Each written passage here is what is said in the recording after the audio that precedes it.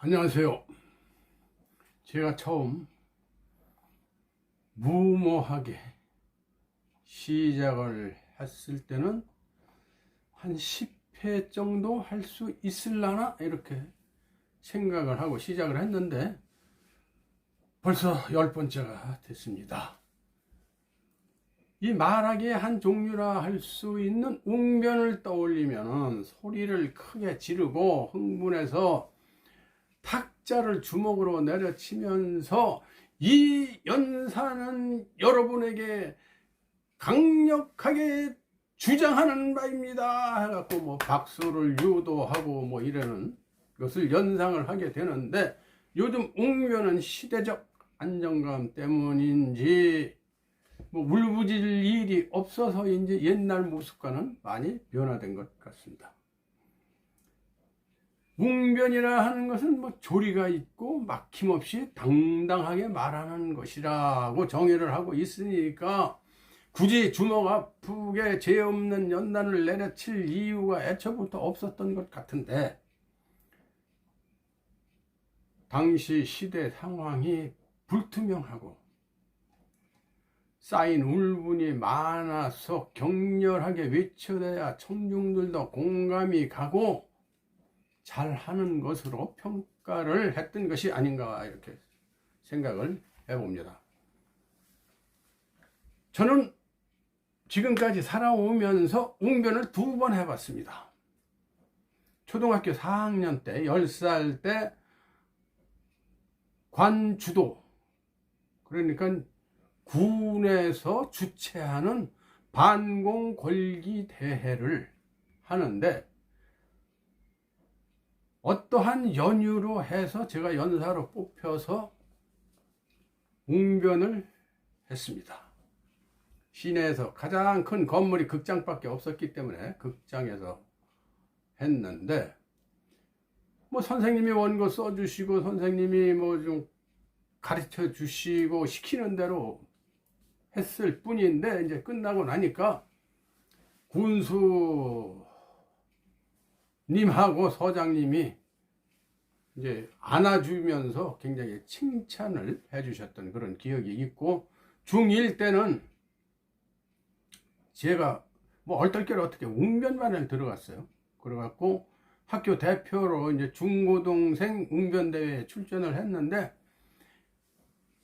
영예롭게도 입상을 하지 못했습니다. 제가 다니는 그 학교 강당에서 했는데도 불구하고, 그러니까 홈그라운드 2점을 전혀 살리지 못하고 입상을 못한 것을 보면 뭐 어지간히 못했는 것 같아요. 그래서 강아지도 저희 집 앞에서 싸우면 30점을 먹고 들어간다고 하는데 이게 입상을 못했습니다. 그래서 이제 웅변이 하고는 결별을 하고 수십 년을 살았던 어느 날 한 초등학교에서 웅변대회 하는데 좀 오셔야 되겠습니다 그래가지고 초청이 돼서 한번 간 적이 있었습니다. 거기서 저로서 처음으로 기이한 사실을 목격을 했습니다. 한참 웅변을 하던 학생이 중간에 암기한 내용을 잊어버려 갖고 말문이 막혀버리는 거예요. 그러니까 어쩔 줄 몰라 하다가 한 중간쯤 했는데도 불구하고 처음부터 다시 하더라고요. 그러니까 순간 대처 능력이 있다면 내색하지 말고 다음 항목으로 넘어가면 되는데, 뭐 듣는 사람이 한 줄을 빼먹었는지 2줄을 빼먹었는지 모르잖아요. 그러니까 기억 회로가 연결이 안 되니까 처음부터 다시 하더라고요. 순발력이 작동이 안 되는 것이죠. 어떻게 보면 솔직한 거예요. 성인들도 이와 별다르지 않을 거라는 생각을 이제 제가 한 것이죠. 그래서 지난 시간 카네기가 제시한 그 연단 공포증 해소법을 말씀드리면서 원고를 암기하지 마시오라는 말씀을 드린 부분을 상기시키기 위해서 제가 다시 이 말씀을 드리는 거예요. 3분 스피치나 뭐 5분 스피치 정도의 간단한 인사말 정도야 굳이 원고를 작성하고 뭐 외우고 할 필요가 없겠습니다만은 2, 30분 넘어가는 연설, 강연, 세미나 등은 원고를 통째로 외우는 것은 위험성이 매우 높다는 것입니다. 앞일은 언제나 불확실한 것이기 때문에 만일에 대비를 해야 하는 것이죠. 완벽한 준비를 하시라 이거거든요. 숙련이 되신 분들이야 뭐 괜찮겠지만 대중 앞에 서는 것에 익숙하지 못하신 분들은 무대에서의 예측 불가능한 돌발 상황에 대처하는 순발력이 부족하기 때문에 기억을 상실할 가능성이 높다는 것이죠. 그래서 외워서 하는 말은, 그리고 이 외워서 하는 말은 신경이 온통 원고 떠올리기에 급급해서 자연스럽지 못합니다. 절대적으로. 그리고 여유가 없어요. 만약에 말하는 도중에 중간에 청중이 무슨 질문을 한다던가 어떠한 돌발 사태가 발생한다던가 하면은 머리가 하얘지고 싹 다 잊어버릴 가능성이 충분히 있는 것이죠. 말이라고 하는 것도 확실히 분위기를 타기 때문에 한번 말이 꼬이면 계속 꼬입니다. 이러한 상황에서의 대체 방법은 침착하라는 것입니다. 침착하라는 것. 원고 작성법을 이제 나중에 제가 뭐 다시 말씀을 드릴 기회가 있겠습니다만은 미리 한 말씀 드린다면 전체 원고를 들고 나와서 국어책 읽듯이 읽으면 청중에게 신뢰를 못 얻습니다. 그것은 심하면 바보 취급당합니다. 말이라고 하는 것은 청중에게 어떠한 정보를 제공하고 지식을 제공하고 공감대를 형성하고 설득을 해야 되는데 청중과 눈길 한번 안 부딪히고 이것만 들여다보고 있다가 내려가면 누가 그 사람을 신뢰를 하겠습니까? 그래서 제가 드릴 만한 방법은 여러분이 TV에서 많이 보시잖아요. 이 강사들이 메모카드, 이 노트 한 권 들고 나와서 가끔씩 한 번씩 들여다보고 말씀을 드리는 것은 뭐 각자에 따라서 다르겠지만 대주제를 설정을 해서 거기에 또 소주제로 요점을 메모해서 살을 붙여 나가는 것이죠. 그러한 방법이 제일 모범적이지 않을까 저는 그렇게 생각을 합니다. 사회생활을 하는 우리 인간들에게 가장 필요한 말하기가 누구에게나 두려운 요소라는 것은 이 화법에 대한 교육과 훈련이 필요함을 확인시켜 주는 것입니다. 하지만 입시가 절대적이어서 우리나라는 정답만 필요할 뿐 창의적으로 생각하고 말하는 환경은 열악한 것이 지금까지의 걸어온 길입니다. 그러나 매우 희망적인 것은 이제 말하기 학원도 많이 생겼고 학교에서도 말하기 교육을 많이 시킨다고 하고 또 각 대학 사회교육원 스피치 과정과 방송 스피치 학과 등 스피치 관련 과목이 많이 신설돼 있으니까 이전 세대보다는 훨씬 말하기 능력이 향상되어지리라고 생각을 합니다. 데일 카네기는 다음과 같은 말을 남겼습니다. 모든 사람들이 스피치에 대한 공포심을 극복하고 용기와 자신감을 갖게 하는데 거의 자기의 생애를 바쳤다. 그러면서 그는 공포증의 실체가 아무것도 아님을 깨닫게 하는 것을 첫 단계로 꼽았습니다. 사람들 앞에서의 연설은 공포가 당연한 것이며 다 똑같이 경험하는 일련의 과정임을 인지하라고 데일 카네기는 말을 했습니다. 우리가 피할 수 없다면 즐겨라 하는 말을 많이 들으셨죠? 어느 장소건 어느 때건 누가 한 말씀 부탁을 하면은 피하지 말고 즐겨서 말씀을 하십시오. 자꾸 하다 보면은 하게 되고 또 재미가 붙습니다. 대학에 들어가고 싶다면 시험에 대비해 열심히 공부해야 하고, 운동 경기에서 우승하고 싶다면 끊임없이 훈련해야 하고, 말하기도 마찬가지죠. 하루아침에 무슨 꿈이 이루어집니까? 봄에 씨앗을 뿌려야 가을에 수확을 할 수 있는 것 같이 이상을 실제로 이루려면 희망의 씨앗을 뿌려야 합니다. 타인을 부러워하며 우울해할 시간에 적극적으로 잠재 능력을 개발해서 새로운 자신을 창조해야 됩니다. 말에 대해서 컴플렉스가 있으시면은 지난 시간에도 말씀드린 것 같은데 연습을 하십시오. 연습을 하세요. 꾸준히 연습하는 길밖에 없습니다.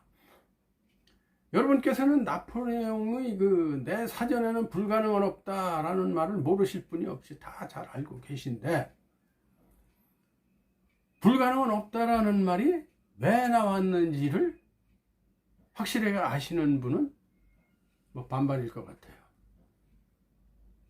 저도 그냥 전쟁에서 계속 이기고 하니까 눈에 발 앞에 거치는 것이 없으니까 불가능이 없다 그런 데서 나온 것이다 이렇게 생각을 했었는데, 그가 어린 시절 한 10세 때부터 이 작가가 되려고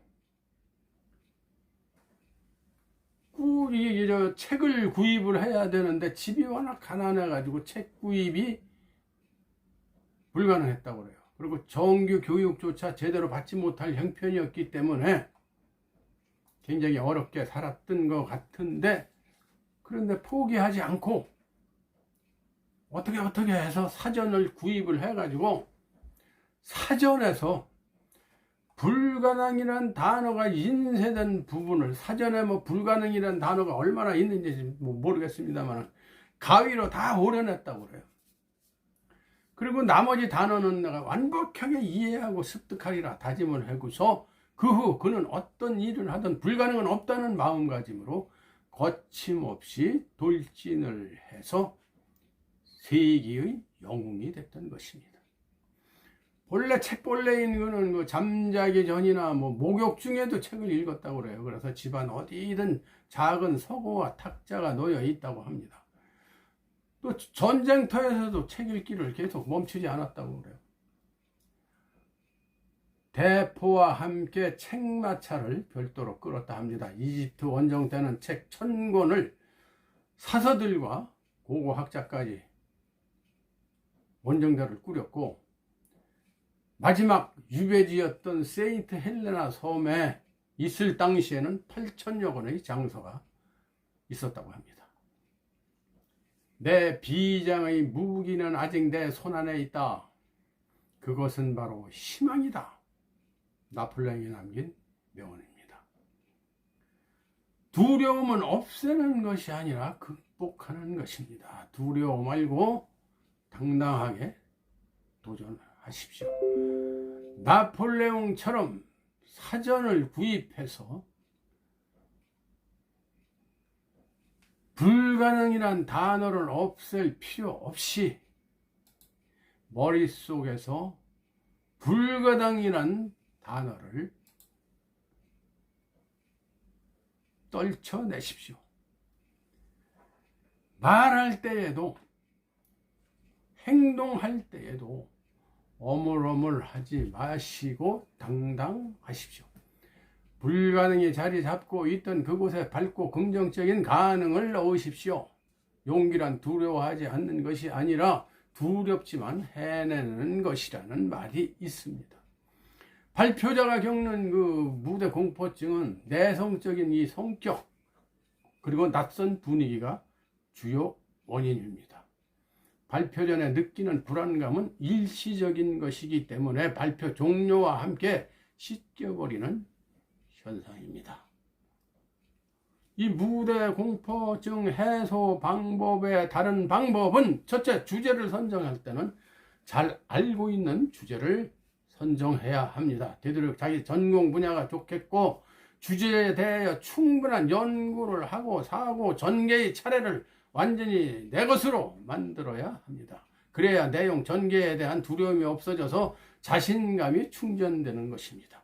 핵심 메시지를 선정해서 주제와 관련하여 본인이 하고자 하는 말, 일관성 있게 청자에게 기대감을 주어야 집중을 하게 할 수 있습니다. 그리고 두 번째로는 청중에 대한 정보를 미리 수집해야 합니다. 청중은 현장에서 즐거움을 원합니다. 그 즐거움은 지식과 정보를 얻었다는 데서 기인합니다. 청중의 상황에 따라 전달되는 방법과 방식을 선택해야 하기 때문에 청중의 성향 분석은 발표의 성공을 위하여 필수 요건이죠.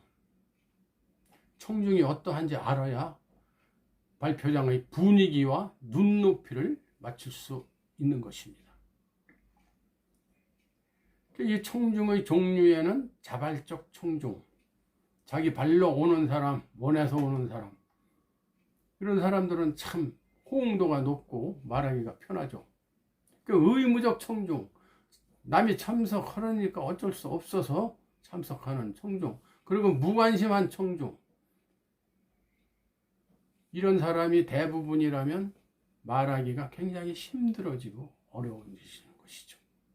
그래서 이제 연령, 성별, 직업, 뭐 학생이냐, 직장인이냐, 공무원이냐, 뭐 남녀노소 이런 것을 사전에 파악을 해 둬야 거기에 맞는 발표를 할 수 있는 것이죠. 그리고 세 번째로는 시청각 보조 자료를 적극 활용을 해야 됩니다. 뭐 칠판이나 이런 게 다 보조 자료죠. 그리고 파워포인트, 요즘은 뭐 프레젠테이션 같은 건 거의 다 파워포인트로 하는데, 청중을 대면해서 뭐 처음부터 끝까지 얘기하는 것보다 파워포인트에 시선을 집중시키거나 거기에 관심을 쏟게 하면은 한결 좀 두려움이 감소가 될 것이라고 이렇게 생각이 됩니다. 그래서 보조 자료는 심리 안정제 역할을 한다, 이렇게 이야기를 합니다. 그리고 현장 답사를 반드시 하십시오.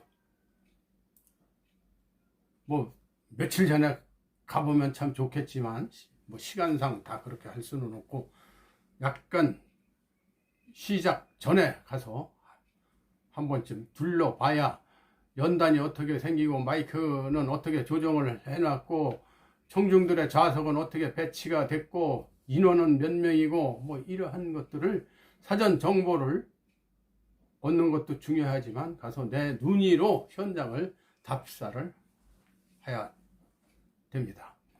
그리고 두려워하고 있다는 사실을, 내가 뭐 약간 좀 뭐 떨린다 하는 것을 기꺼이 받아들여야 돼요. 나 혼자 겪는 일이 아니잖아요. 누구든지 다 똑같은 걸 겪는 거니까. 그리고 심호흡을 하세요. 긴장이 많이 되실 때는 이 복식호흡, 흉식호흡과 복식호흡이 있잖아요. 이 횡격막까지 흡입된 공기가 내려갈 수 있도록 크게 복식호흡을 해주시면 좋습니다. 그리고 스트레칭을 해주시고 양 주먹을 꽉 쥐고 손과 팔이 약간 더워지는 느낌이 들 때까지 양팔에 힘을 주면은 한결 마음이 누그러질 수가 있습니다. 그리고 무대 뒤에 공간이 있다면 잠시 무대 뒤를 걷는 것도 도움이 되고, 입과 턱 운동을 하세요. 가수들도 이 입과 턱 운동을 많이 하고 무대에 올라간다고 그럽니다. 그리고 오프닝 멘트, 이 시작 말을 확실하게 연습을 해야 됩니다. 시작이 반이라고, 시작이 좋으면 무난히 진행이 가능합니다. 그리고 편안한 인상의 사람을 주시하면서 시작을 하십시오. 뭐 사내 발표회 같은 건 동료 사원과 눈길을 좀 주고받는다든가 이렇게 하면은 긴장감이 매우 희석이 되겠죠. 그리고 마지막으로 어떻게 말할까 보다는 무엇을 말할까에 집중을 하십시오.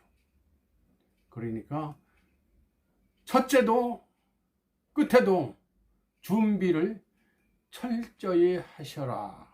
그래야 자신감이 생긴다. 말씀을 드리면서 다음 시간에 뵙겠습니다. 고맙습니다.